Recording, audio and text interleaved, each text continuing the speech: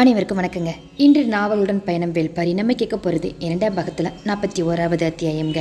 கடைசியாக 10 அத்தியாயத்தில் என்ன கேட்டோம் அப்படின்னா, நம்ம பாரியை அழைச்சிட்டு வர்றதுக்கு 4 பசங்க போயிருந்தாங்க. அவங்க நல்லபடியாக அழைச்சிட்டு வந்தாங்க. பாரி என்ன காரணம்னே தெரியாமல் அந்த பசங்க பின்னாடியே வர்றாங்க. யாரை பார்க்க? நம்ம தேக்கனை பார்க்க. அப்போ அந்த பசங்கள்கிட்ட சில கருத்துக்கள்லாம் சொல்லிகிட்டே வராங்க. காட்டுக்குள்ளே இப்படிலாம் ஆபத்து இருக்கும், இப்படி தான் பயணிக்கணும்னு. ஆனால் அந்த பசங்க வாய் பேச முடியலையா, வாயில் அந்த வேப்பலை சாறு கசம் இருக்கிறதுனால உண்மையை சொல்ல முடியல. அங்கே எதிரிகள் நிறைய பேர் சுற்றிட்டு இருக்காங்க, நம்ம தேவாங்க கொண்டுட்டு போகிறாங்க அப்படிங்கிற மாதிரி கடத்திட்டு போகிறாங்கன்னு. உடனே நம்ம பாரியை வேகமாக நடக்க வைக்கணும் அப்படிங்கிறதுக்காக அங்கே ஒரு எரிவண்டு கூடு இருந்துச்சு. அதில் கல் எறிஞ்சிட்டாங்க. அது வேகமாக விரட்டுது. அதோட எல்லாரும் ஓடுனாங்க இல்லையா, அதோட அந்த அத்தியாயம் முடிவடைந்தது. இனி என்னெல்லாம் நடந்தது அப்படிங்கிறது இனி வரும் அத்தியாயங்களில் தொடர்ந்து கேட்கறதுக்கு முன்னாடி என்னுடைய சேனலை சப்ஸ்கிரைப் பண்ண மறந்துடாதீங்க. சரி வாங்க, இப்போ நம்ம கதைக்குள்ளே போகலாம். மீதமுள்ள ஒரு 5 பசங்களுடைய தேக்கன் காட்டுக்குள்ளே ஓடிட்டு இருந்தார் இல்லையா, அவங்கள அந்த எதிரிகளை மடக்கி பிடிக்கணும் அப்படின்னு சொல்லிட்டு அவங்க இன்னும் நிற்கலையாங்க, ஓடிட்டே தான் இருக்காங்களாம். வழக்கம் போல் முன்னாடி தான் ஓடிட்டே இருக்காரு நம்ம தேக்கன். மானவங்க வரணும் அப்படிங்கிறதுக்காக கொஞ்சம் வேகம் குறைச்சும் திரும்பி திரும்பி பார்த்துட்டு தான் ஓடுறாரு. அவங்க விடாப்பிடியாக ஓடியும் வந்துட்டு இருக்காங்க. அவங்க நிற்கவே கிடையாது. அவர்களின் பிரச்சனை ஓடுறதுல கிடையாதுங்க, ஓடிக்கொண்டே இருப்பதால் ரொம்ப தாகம் எடுத்திருக்கு. நீரை குடித்து கசப்பை விழுங்கும் துணிவு இங்கே யாருக்குமே இல்லாததுனால கொஞ்சம் அவர் பின்னாடியே ஓடுறாங்க. 5 ஆண்டுக்கு ஒரு முறை பூக்கும் சாமப்பூ சொன்னேன் இல்லையா, அது கார்காலத்தில் தான் பூக்க தொடங்குமாங்க. அதன் பிறகு மாணவர்களை அழைச்சிக்கிட்டு காடறிய புறப்படும் சடங்குகள் தொடங்கும் அப்படின்னு நான் முன்னாடியே உங்களுக்கு சொன்னேன். குலநாகினி மலைவேம்பு நிலையில் சாறு எடுத்து அடித்தொண்டையில் ஊற்றும் நிகழ்வு தான் அந்த காடறிதலின் தொடக்கம். இதெல்லாம் சொன்னேன் இல்லையா. காட்டின் ஆதி கசப்பு, அது நஞ்சினும் மேலான கசப்பு. அந்த கசப்பினை பற்றி எவ்வியூரில் யாருமே எப்போதுமே பேச மாட்டாங்க. வாரக்கணக்கில் விடாது சுரக்கும் கொடுங்கசப்பை விழுக வேண்டியது இருக்கும் அப்படின்னு தெரிஞ்சால் சிறுவர்கள் காடறிய புறப்பட மாட்டாங்க. அப்படிங்கிறதுனால இதை பற்றி யாருமே பேச மாட்டாங்க. கொற்றவையை வழிபட்ட பின் ஆதிமலையின் செங்குகையை அன்னைக்கே அடைஞ்சிடுவாங்க. அதன் பின்னாடி சில மாதங்கள் அங்கு தான் தங்குவாங்க. மழைக்காலமாக இருந்துச்சு அப்படின்னா அதிகமாக தாகம் எடுக்காது. வழக்கம் போல் உண்ணும் முறையும் இருக்காது. நாள்தோறும் ஒரே ஒரு காய் மட்டுமே கொடுப்பாங்க. கடிச்சும் சுவைச்சும் அதை உண்ண வேண்டியதாக இருந்ததுனால விழுங்கும் தேவை கொஞ்சம் குறைவாக தாங்க இருக்கும். காயின் துவப்பு தேங்கி நிற்கும் கசப்பை இறுக பிடிச்சு கொஞ்சம் கொஞ்சமாக இறங்கும்.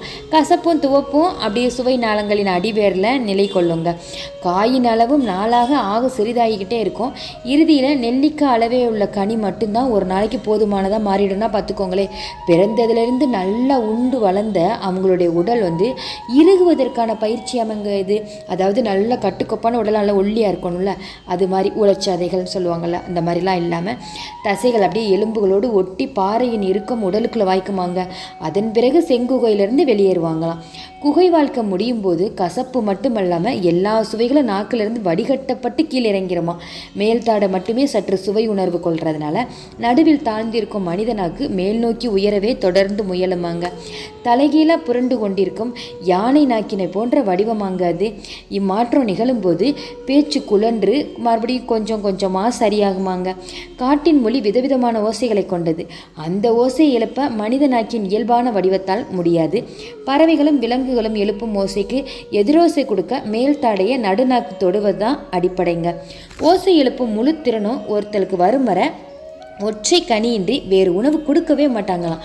காடறிதலின் முதல் பயிற்சி காட்டின் மொழியை கற்றுக்கொள்வது தானாங்க. அதற்கான தொடக்கத்தை தான் குலநாகினி அடிநாக்கில் வச்சு அனுப்புகிறாங்களாம். இப்போ புரியுதுங்களா உங்களுக்கு? அங்கேருந்து தொடங்கி அப்படியே அந்த மரநாயில் முடியுதாங்க. அது காட்டு விலங்குகளின் ஓசை அறிவதில் மிக கடினமானது எது அப்படின்னு கேட்டால் மரநாயின்னு ஒன்று இருக்காங்க. அதோடைய ஓசை தானா. மரமேறி விலங்குகளின் வகையிலும் சேராத, அந்த மண் மீது நடக்கும் விலங்கின் வகையிலும் சேராத மாறுபட்ட ஓசை அந்த மரநாயுடைய தான். அதாவது நாங்கள் எங்கள் கிராமத்தில் கூட சொல்லுவாங்க, அந்த பூனை பெருசாயிட்டா வெறுகுன்னு சொல்லுவாங்க. அதை மரநாயி அப்படின்னு கூட சொல்லுவாங்க. நீங்கள் கேள்விப்பட்டிருக்கீங்க கிராமத்தில் சொன்னீங்கன்னா.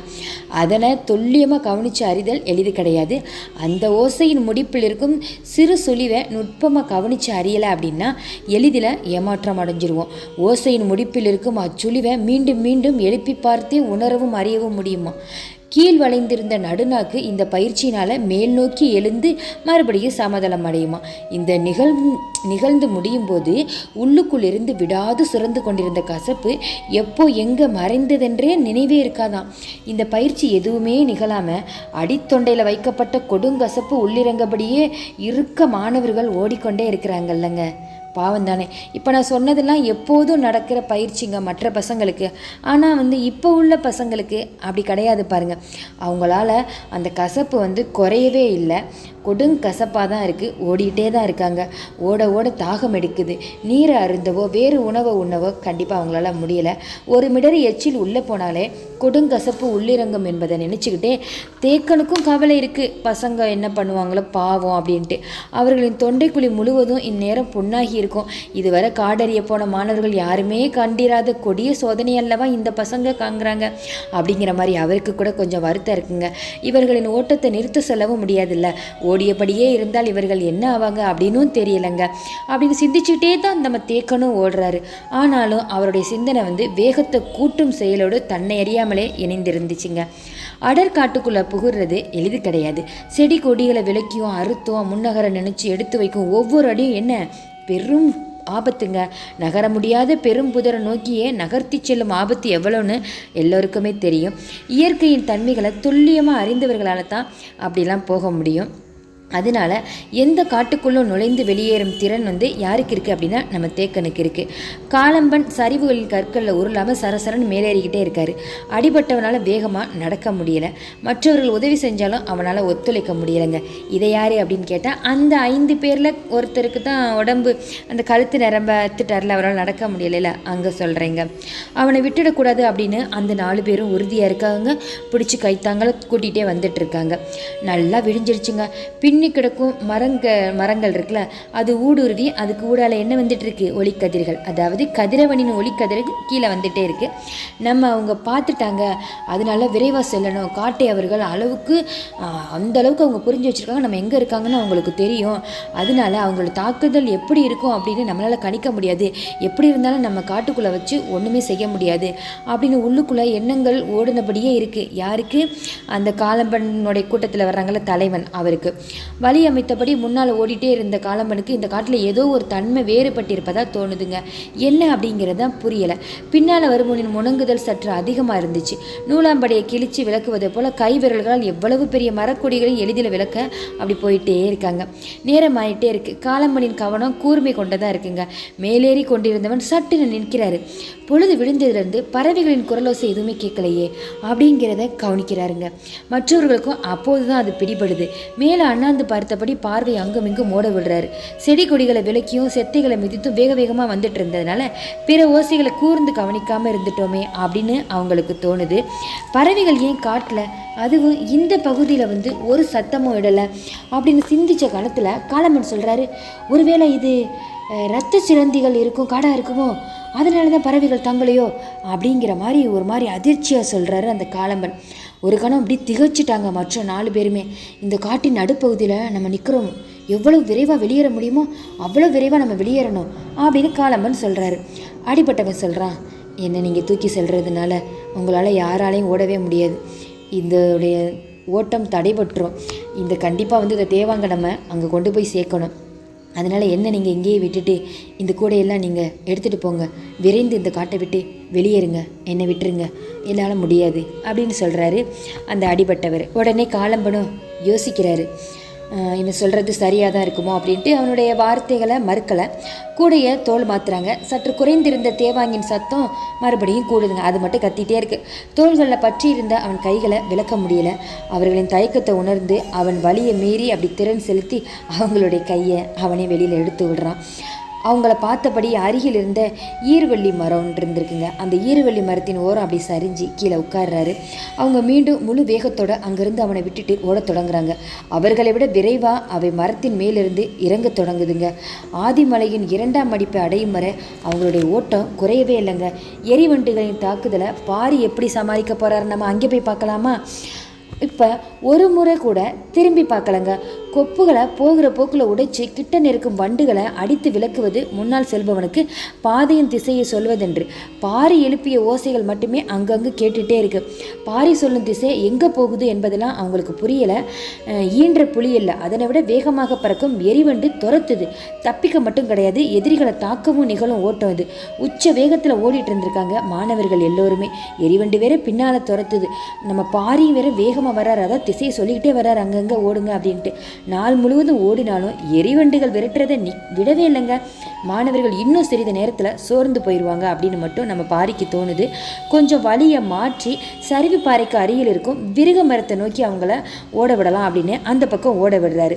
முன்னால் ஓடிட்டு இருந்த முடிநாகன் விருக மரத்தை கடந்த போது பாரி ஓட்டத்தை நிறுத்தாமலே குனிந்து கற்களை எடுக்கிறாரு. எரிவண்டின் ஓசை காதை விட்டு அகலாமல் துரத்தினபடியே இருக்குதுங்க. அதாவது வீண் ஒரு சத்தத்தோட முடிநாகன் மரத்தை ஒட்டி இடப்புறம் திரும்பும் போது பாரி கல்லை எடுப்பதை அப்படி ஓரக்கண்ணால் முடிநாகன் பார்த்துடுறாரு. விரட்டி வரும் இத்தனை வண்டுகளை கல்லால் அடித்து வீழ்த்திட முடியுமா? அதுவும் பறக்கும் வண்டுகளை ஒவ்வொன்றா கல்லெறிஞ்சு வீழ்த்துறங்கிறது முடிகிற செயலா? அதுக்குள்ளே வண்டு எத்தனை பேரை கடிக்குமோ? இன்னும் எவ்வளோ நேரத்துக்கு இவ்வளோ வேகமாக ஓட முடியும்? அவசரப்பட்டு கூட்ட கழிச்சிட்டோமோ அப்படின்னு சிந்தனை வேற முடிநாகனுக்கு வருது. பாரியின் செயலை புரிந்து கொள்ள முடியாமல் இருந்தாலும் ஓடிட்டே இருக்காரு நம்ம முடிநாகன். எடுத்த கல்லை முழு விசையோடு எரிகிறாரு நம்ம பாரி.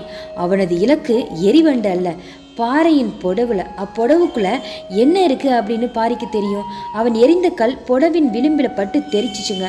கற்கள் சிதறி சரியுது. கல்லோசை கேட்டதும் பொடவுக்குள்ள இருந்து கருங்கொண்ட வல்லூர்களின் நீள் கழுத்துகள் அப்படி எட்டி பார்க்குதுங்க.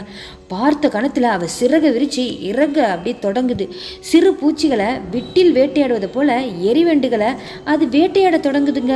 அந்த கருங்கொண்டை வல்லூர்கள் சடசடக்கும் வல்லூர்களின் இறகு குறுக்கும் நெடுக்கும் அப்படியே பறக்குது. ஓடிட்டு இருந்த கால்களின் வேகத்தை அப்படி தளர்த்துவதற்குள்ள காற்றில் எரிவண்டுகளின் ஓசை எதுவுமே மிச்சம் இல்லைங்க. இறங்கிய வல்லூர்கள் வேலையை முடிச்சுட்டு அந்த மலைப்படவை நோக்கி மருக திரும்பிடுதுங்க. வல்லூர்வின் அருகிலிருந்து உதிர்ந்த எரிவண்டின் இறகு ஒன்று முன்னால் ஓடிட்டு இருந்துச்சு. குறுங்கட்டியின் தோளில் அது விழுகுது. ஓடியபடியே அதனை எடுக்கிறாரு உளியன். இன்னும் சிறிது நேரத்தில் பாரியின் வேட்டையும் இப்படித்தான் நிகழப்போகுது. காற்றிலிருந்து கன நேரத்தில் எரிவண்டுகள் அகற்றப்பட்டதை போல இக்காட்டிலிருந்து எதிரிகளை நம்ம பாரி அகற்றிடுவார் அப்படின்னு நினச்சிக்கிட்டே அவர் மாதிரி ஒரு புன்னகையோட எல்லாருமே ஓடுறாங்க.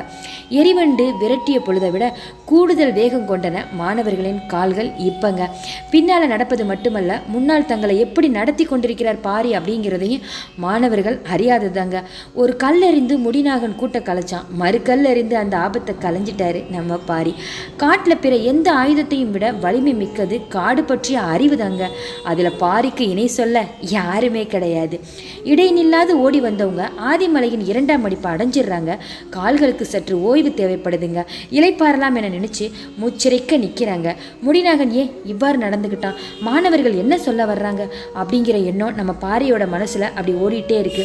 எதிரிகள் தேக்கன், மச்சக்கடவு, எலிவால் முகடு அப்படின்னு தனித்தனியாக அவர்கள் சொல்ல முயலும் முழுமையற்ற சொற்கள் எதை குறிக்குது அப்படின்னு சிந்திக்கும் போதெல்லாம் தேக்கன் கொடுக்கும் பயிற்சியின் எண்ணெய் ஊற்றி தான் எல்லாத்தையும் விழுங்கி நிற்கிது. இது பயிற்சியாக தான் இருக்கும் அப்படிங்கிற ஒரு முடிவுக்கு வந்துடுறாரு நம்ம பாரிங்க. மாணவர்கள் சற்று இளைப்பாறலாமே அப்படின்னு நினச்சிட்டு பாரி நாற்புற காட்டையும் சுற்றி பார்க்குறாரு. ஏதோ ஒரு திசையிலிருந்து மாறுபட்ட ஓசை கேட்குதுங்க. 3ஆம் மடிப்பின் இடப்புற மூலையில் தான் அது கேட்குது அப்படிங்கிறத அறிஞ்சிடுறாரு. என்ன ஓசை அப்படின்னு கூர்ந்து கவனிக்கிறாரு. அது அழுகுரல் பறவையின் ஓசைங்க. குத்துக்கள் புடவுகளில் தான் அது தங்கும். அதனை யாரோ களைச்சிருக்காங்க, இல்லைன்னா இவ்வளவு ஓசை எழுப்பாது அப்படின்னு நினச்சிக்கிட்டு பாரி ஓசையை கேட்டபடியே அந்த திசையை கூர்ந்து கவனிச்சுக்கிட்டே இருக்காரு. 3ஆம் மடிப்பு முழுவதும் இருப்பது இரத்த சிலந்திகளின் காடுங்க. அதனால தேக்கன் இதற்குள்ளே போயிருக்க மாட்டார். இந்த காட்டை கடக்க வலப்புற ஓரத்தை பயன்படுத்த முடியாது. பெருஞ்சரிவு பள்ளங்களையும் கொண்டது அந்த பாதை. இடப்புற ஓரத்தை மட்டுமே பயன்படுத்த முடியும். அந்த பகுதியை நடந்து கடந்தால் அழுகுரற் பறவை ஏன் இப்படி கலைந்து கத்துது அப்படின்னு வினா கூட ஒன்றா தோணுது. இன்னொரு எண்ணம் கூட தோணுதுங்க. இரவு பயணத்தில் மாணவர்களில் யாரேனும் ஒருவன் குத்துக்கள் புடவில் சரிந்து விழுந்திருப்பானோ? என்னவா இருக்கும்? பெரும் பெரும் பிளவுகளை கொண்ட பள்ளம் அல்லவாது அப்படின்னு நினச்சிக்கிட்டே நீங்கள் கொஞ்சம் இளைப்பாரி விட்டு வாருங்கள், நான் முன்னே செல்கிறேன் அப்படின்னு சொல்லிட்டு பாரி அந்த இடத்துல இருந்து வேகமாக ஓடத் தொடங்குறாரு. பாரியின் கால்களை பார்த்தபடி இருந்த முடிநாகனின் முகத்தில் இதுவரை இல்லாத மகிழ்வு பூக்க ஆரம்பிக்குதுங்க. குனிந்து கால் முட்டியில் கை வைத்து மூச்சிருத்தபடியே முணுமுணுக்கிறாரு. தேக்கன் சொன்னதை செய்து விட்டேன் அப்படின்னு. தேக்கன் கணிப்பு மிக தெளிவாக இருந்திருக்கு. அவங்க இரத்த சிலந்திகளின் காட்டுக்குள் இருந்து எளிதில் தப்பி வெளிவர முடியாது அப்படின்னு சொன்னார் இல்லையா தேக்கன். செயலற்று போயிருப்பான். மீதமுள்ள 4 பேரில் குறைந்தது 2 சிலந்திகளால் தாக்கொண்டு விழுந்திருப்பாங்க. அதற்கு தப்பி ஒருவனோ 2 தான் வெளியேற முடியும். அப்படி அவங்க வெளியேறும்போது மேற்பகுதியின் முனையில் வச்சு அவங்கள மறிச்சடிக்கலாம். ஆனால் அவர்களின் உடல்வாக பெரும் பலத்தோடு இருக்குது. எனது இடதுகை சேதமடைந்து வேற இருக்குது. மாணவர்கள் எந்தவித பயிற்சியும் இல்லாதவங்க. இந்த நிலையில் அவங்கள வீழ்த்த வழி என்ன அப்படின்னு அப்படின்னு நினச்சிக்கிட்டே ஓடிட்டு இருக்காரு. யாரு? நம்ம தேக்கன்க. கருஞ்சுரக்காயின் நினைவு அவருக்கு வருதுங்க. அந்த நேரத்தில் மாணவர்கள் வேறு எந்த ஆயுதத்தையும் பயன்படுத்துவதை விட கவன் கட்சி அடிப்பதை திறமையுடன் செய்பவர்களாக இருப்பாங்க. சிறு பிள்ளையிலேருந்து கவன் அடித்து பழகுவதனால மிக இயல்பாக அதில் தேர்ச்சி இருக்கும். கருஞ்சுரை, அதாவது கருஞ்சுரை இருக்குல்ல, அதை கவனில் வச்சு அடித்தா என்ன அப்படின்னு சிந்தனை தோன்றிய கணமே தேக்கனின் நம்பிக்கை பெருக தொடங்குதுங்க. கருஞ்சுரைக்காய்க்குள் இருக்கும் பால் துணி அளவு கண்ணை பிடிச்சுன்னு வச்சுக்கோங்களே, அதாவது ஒரு சொட்டு கருவிழி உருகி ஓடிடுமாங்க. மாணவர்களை எதிரிகளின் முகம் நோக்கி அடிக்க வைத்து விட முடியும் அப்படிங்கிற நம்பிக்கை வருதுங்க. குத்துக்கள் புடவுக்குள் கருஞ்சுரை கொடி படர்ந்து கிடக்கிறத பல முறை தேக்கன் பார்த்திருக்காரு. அதனால தான் அங்கு வந்து நின்று பிளவுகளை நோக்கி எட்டி பார்த்துட்டு இருக்காரு. பார்க்கவே அச்சங்கொள்ள வைக்கும் பெரும் பிளவுங்க அது. பார்ப்பவனின் தலை சுற்றி உள்ளிழுக்கும் தன்மை கொண்டது. ஏற்கனவே ஓட்டத்தாலும் தாங்கிக் கொள்ள முடியாத கசப்பாலும் சற்று மயக்க நிலையில தான் மாணவர்கள்லாம் இருந்திருக்காங்க. சிறிது நேரம் இளைப்பாறை விட்டுட்டு எட்டி பார்க்க வைக்கிறாரு. காலை கதிரவனின் ஒளி பாறை பிளவுக்குள்ள இன்னும் முழுமையாக வரலங்க. ஆசா ஏன் இதனை பார்க்க சொல்கிறாரு அப்படின்னு புரியாமல் திகச்சு பார்த்துட்டு இருக்காங்க. அவரின் கண் புடவின் இடுக்குகளை அங்குமிங்குமாக உற்று பார்த்து தேடிட்டு இருக்கு. சற்று நேரத்தில் அவர் தேடினது கண்ணுக்கு கிடச்சிருச்சு. மாணவர்கள் அழைச்சி காமிக்கிறாரு. அதோ அந்த பிளவுக்கு கீழே பாறை வெடிப்புகள் படர்ந்து கிடக்குதே, அதுதான் கரு சுரக்காய் கொடி. யாராவது ஒருவன் கீழே இறங்கி அதில் உள்ள காய்களை பறித்து வரணும் அப்படின்னு சொல்கிறாரு. எல்லாருக்கும் ரொம்ப தயக்கமாக இருக்குங்க. ஆனாலும் தயக்கத்தை மீறி கீதானி தயாராகிறாரு. அருகில் விளைந்து கிடந்த அந்த காட்டுக்கொடியின் தூரை அறுத்து அவன் பிடிச்சு இறங்க வழி செய்கிறாங்க. கீதானி கீழே போகிறாரு, அதாவது கீழே இறங்கி போகிறாரு. மேலே இருந்து அனைவருமே கொடியை இறுக பிடிச்சிக்கிறாங்க, அவன் விழுந்துடாமல். தேக்கன் சற்று தள்ளி நின்று பள்ளத்தை அப்படியே பார்த்துட்டே இருக்காரு. கீதானி பாறையின் செதில் பார்த்து கால்களை கவனமாக தூக்கி வச்சு இறங்கிட்டு இருக்காங்க. சட்டன புடவுக்குள்ள இருந்த அழுகுரல் பறவை ஒன்று சடசடைச்சு வெளியேறுதுங்க. ஒரு கணம் கீதானி பயந்துட்டாரு. திடுக்கிட்டு எழுந்த வேகத்தில் மேற்சென்று அதன் அழுகுரல் எங்கும் கேட்குது. எளிதில் அது ஓய்ந்து போனதா தெரியலங்க, கத்திக்கிட்டே இருக்கு. நடப்பதை உத்து பார்த்துட்டே இருந்த தேக்கன் ஒரு கட்டத்தில் கீதானியை பார்த்து கையை மேல் நோக்கி அசைக்கிறாரு. மாணவர்கள் புரியாமல் விழிக்கிறாங்க. அவன் மேலே ஏறட்டும் அப்படிங்கிற மாதிரி சொல்கிறாருங்க. பறவை எதிர்பாராமல் பறந்த போது அவன் திடுக்கிட்டு அஞ்சினதுனால தேக்கன் இந்த முடிவெடுத்துட்டாரோ அப்படின்னு அவங்க நினைக்கிறாங்க. கீதானி இறங்குவதற்காக கால் தொடையில கொடுத்திருந்த வலுவை கைப்பிடிக்க மாட்டி உண்ணியபடி மேலேறி வர்றாரு. அடுத்து என்ன செய்யலாம் அப்படின்னு சிந்திச்சுட்டு இருக்காரு தேக்கன். அவர் என்ன சிந்திக்கிறாரு அப்படின்னு அளவனுக்கு மட்டும் புரியுதுங்க. கீழே கரு சுரக்காய் கொடி படர்ந்து கிடக்கும் இடமெல்லாம் ஈயல் புற்று கிடக்குது. தேக்கன் இப்போதுதான் அதனை பார்க்கிறாரு. நான் கீதானி இறங்கு முன்பே பார்த்துட்டேன் அப்படின்னு மனசுல சொல்லிக்கிட்டான் அளவன். ஈயல் அப்படின்னா என்ன அப்படின்னு கேட்டிங்கன்னா, சிறகு முளைத்த மலை எறும்புங்க. மற்ற எறும்புகள் மண்ணுக்குள் துகளெடுத்து புற்று உருவாக்குள்ள அதுபோல் ஈயல் பாறைகளின் மேற்பரப்பை உரித்து புற்று அதாவது வீடு இருக்கலாம், வீடு மாதிரி அது கட்டிக்கிறோமா. அதன் கொடுக்குகள் அவ்வளவு வலிமை மிக்கதாங்க. அதுவும் 7 கண் வச்சு புற்று கட்டக்கூடியதாங்க. எந்த உயிரினமாவது அதற்கு ஆபத்து விளைவிக்க போகுது அப்படின்னு தெரிஞ்சிச்சுன்னு வச்சுக்கோங்க, ஒரே நேரத்தில் புற்றின் 7 கண்களில் இருந்தும் அவை பீச்சு எடுத்துக்கிட்டு வெளியே ஒரு பாம்பின் சீற்றம் போல இறகடித்து மொக்க தொடங்குச்சுன்னு வச்சுக்கோங்க. உயிரினங்கள் எதுவுமே தப்பிச்சு வெளியேற முடியாதுன்னா பார்த்துக்கோங்களே. பாறைகளையே உரிக்கும் கொடுக்குகளை சதைகளை அப்படி சிதைத்தெடுக்க அதிக நேரம் தேவைப்படாது. கருஞ்சுரக்காய் இப்போது அவசியப்படுது. ஆனால் அதனை சுற்றி ஈயல் புற்று வேற இருக்கு. என்ன செய்யலாம் அப்படின்ட்டு தேக்கன் சிந்திச்சபடி கொடியை தனது இடுப்பிலே அப்படி கட்டிட்டு இருந்திருக்கான் அளவன். அவன் நஞ்சு முறி உள்ளவன். ஈயலின் நஞ்சு அவனை ஒன்றும் செய்யாது. ஆனால் மிக கவனமாக எடுத்து விட்டு வெளியேறணும். ஏன்னா அதன் கொடுக்கின் தாக்குதலுக்கு அளவனும் தப்பிக்க முடியாது தான். அதனால தான் அளவனை கீழே இறக்க தேக்கன் தயங்குறாரு. ஆனால் வேறு யாரும் நெருங்கக்கூட முடியாத நிலையில் தான் இறங்குவது தான் பொருத்தம் அப்படின்னு முடிவு செஞ்சு அவர் மனசில் நினைக்கிறது தோணிடுது நம்ம அளவனுக்கு. நானே இறங்குறேன் அப்படின்னு சொல்கிறான். இரத்த சிலந்திகளின் கால்கள் மனித உடலில் பட்டால் போதுங்க, பட்ட இடமெல்லாம் கன நேரத்தில் கொப்பளமாக வந்துருமாங்க. அதன் கொடுக்கு உள்ளேறி துடிக்க வச்சிடும். வேகமாக ஓடுறது முக்கியம் கிடையாது, கவனமாக இதன்ட்டு தப்பிக்கிறது தான் முக்கியம். இப்போ எங்கே சொல்லிட்டு இருக்கேன் அப்படின்னா, இரத்த சிலந்தி யார் பார்த்துட்டு இருக்கா, அந்த காட்டுக்குள்ளே யார் நிற்கிறா அப்படின்னு உங்களுக்கு நினைவுபடுத்துகிறேன். காலம்பன் கூட்டம் அந்த 4 பேர் இருக்காங்கல்ல, அவங்க அதில் ஒருத்தனை கூட விட்டுட்டு வந்தாங்க இல்லையா, அவங்க. காலம்பன் செடி கொடிகளை விளக்குவதை மிக கவனமாக செஞ்சிட்ருக்காரு. அவங்க நம்மளை பார்த்துட்டாங்க, இவ்வளவு மெதுவாக சென்றால் வெளியேறும்போது சூழ்ந்துட மாட்டாங்களா அப்படின்னு அந்த 4 பேரில் ஒருத்தன் கேட்குறான். அடங்கா சினத்தோடு இருந்த காலம்பன் சொல்கிறாரு, தனி மனிதர்கள் நம்ம என்ன செஞ்சிட முடியும், அதுவும் குருதி நாளங்களில் வெறியேறி இருக்கும் இந்த நிலையில் அப்படின்னு கத்துறாரு. மிக கவனமாக கருஞ்சுரக்காயின் 3 காய்களை பறிச்சிடுறாரு கீழே இறங்கின அளவன், அதாவது தேக்கனோட.